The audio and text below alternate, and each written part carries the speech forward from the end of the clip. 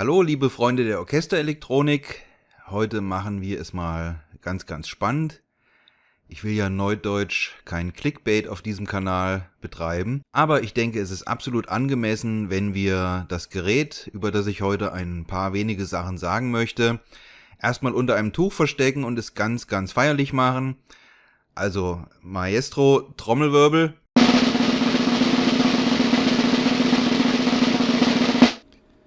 Was? Nur ein Dynacord Echocord?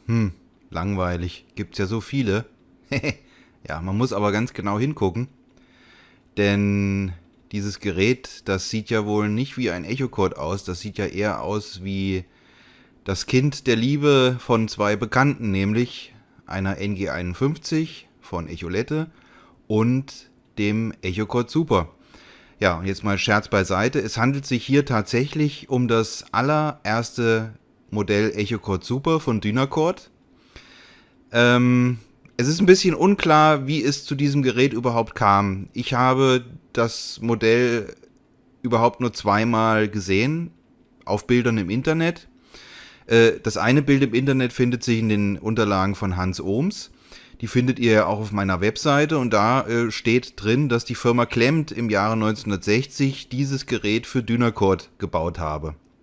Ja, warum die Firma Klemmt das gemacht haben sollte, keine Ahnung. Vielleicht finden wir da in Zukunft noch irgendwas raus.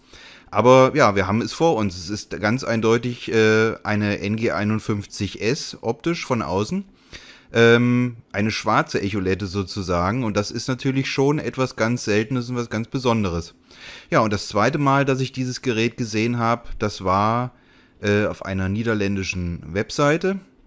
Da gab es einen Scan des vermutlichen Covers des Handbuchs von diesem Gerät. Ich blende das jetzt hier mal ein.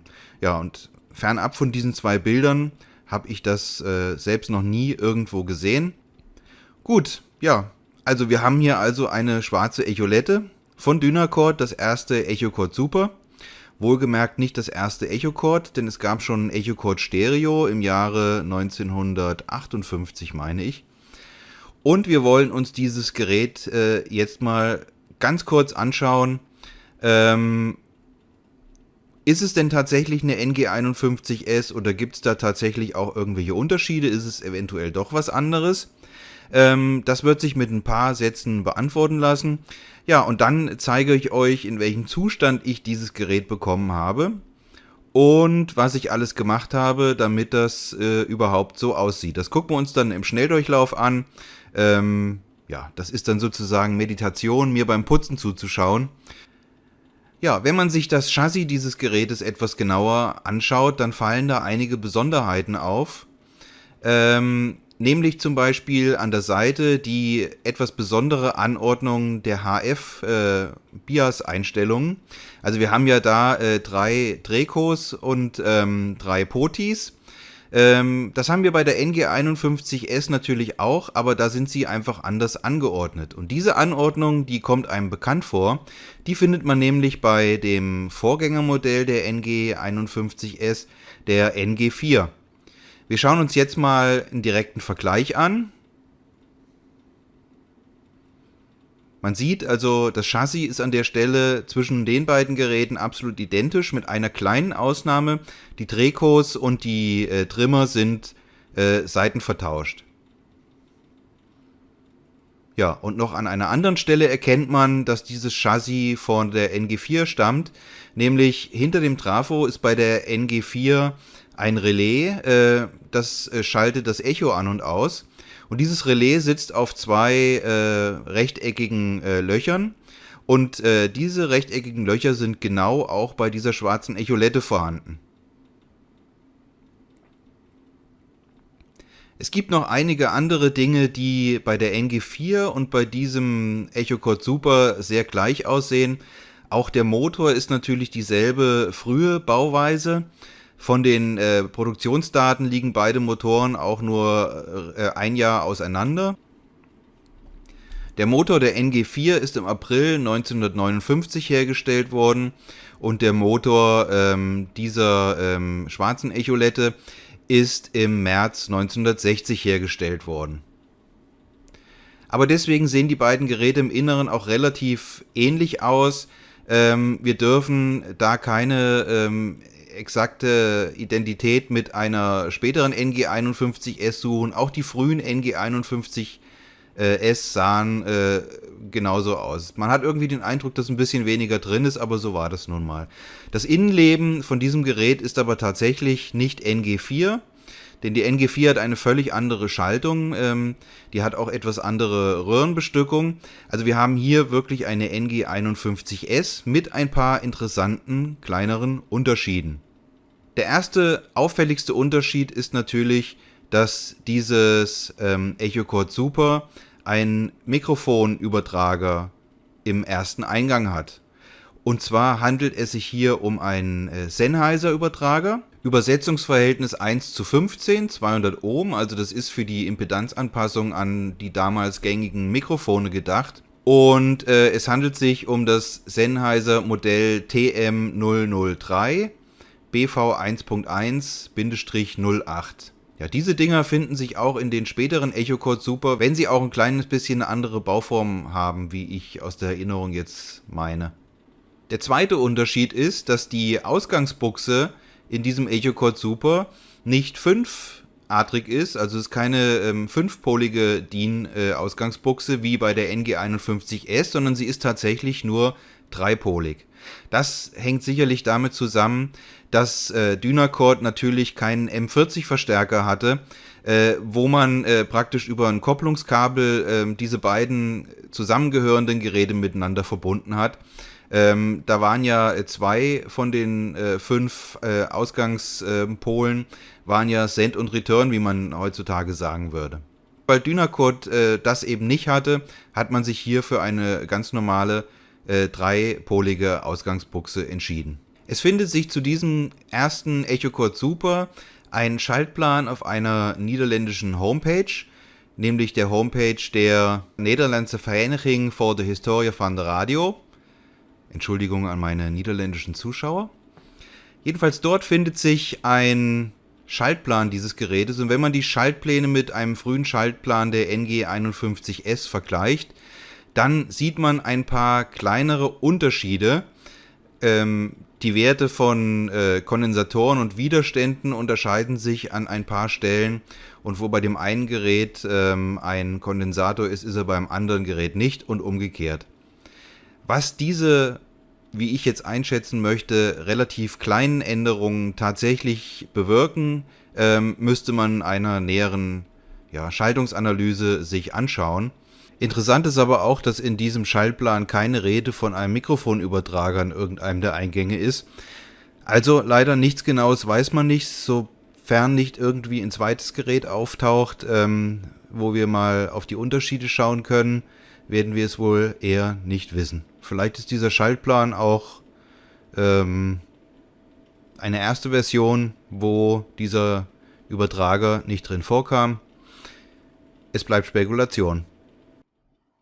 So, also das sind jetzt mal alle Dinge, die ich bis zu diesem Zeitpunkt zu diesem Gerät weiß. Wenn ihr noch mehr wisst, wenn ihr vielleicht auch so ein Gerät habt, wenn ihr mir noch irgendwas dazu sagen könnt, dann wäre das wirklich eine Bombe, wenn ihr mich da kontaktieren könntet.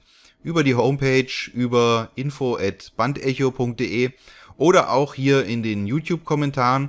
Ja, und jetzt wollen wir uns nochmal anschauen, wie dieses Gerät denn aussah, als ich es bekommen habe. Denn es war sozusagen ein Dachboden, Keller, Fund, wie auch immer. Der Vorbesitzer hat dieses Gerät etwa 50 Jahre lang sein eigen genannt. Das heißt, er hat es vermutlich nicht von Anfang an besessen, vom Anfang seines Gerätelebens sozusagen. Und er hat es in den 70er Jahren zuletzt verwendet. Ja, das Gerät hat gestanden und es war wirklich sehr, sehr schmutzig. Und ja, ich denke, die Bilder sprechen für sich. Ich habe mich bemüht, alles wieder sauber zu bekommen. Stück für Stück vom Staub und Dreck befreit. Ja, und das kann man jetzt mal im Schnelldurchlauf sehen. Und ja, wie das Gerät jetzt aussieht, habt ihr ja schon gesehen. Und ich sage jetzt schon mal Tschüss, macht's gut, Ade.